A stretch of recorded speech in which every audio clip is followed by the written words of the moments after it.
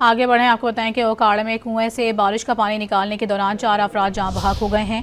Rescue हुक्काम के मुताबिक बारिश का पानी निकालने के लिए कुएं में उतरने वाले 3 अफराद दम घुटने से बेहोश हो गए। बेहोश अफराद को बचाने के लिए मजीद 4 अफराद कुएं में उतरे।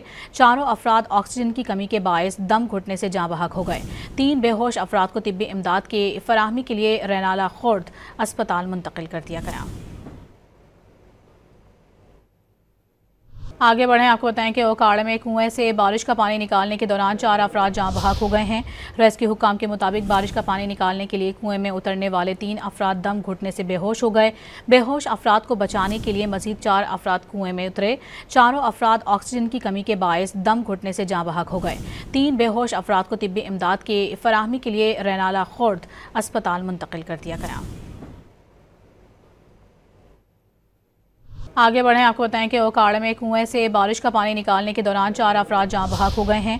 रेस्क्यू हुक्काम के मुताबिक बारिश का पानी निकालने के लिए कुएं में उतरने वाले 3 अफराद दम घुटने से बेहोश हो गए।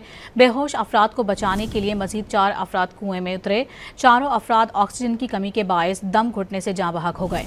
3 बेहोश अफराद को तिब्बी इमदाद की फराहमी के लिए रैनाला खुर्द अस्पताल मुंतकिल कर दिया गया।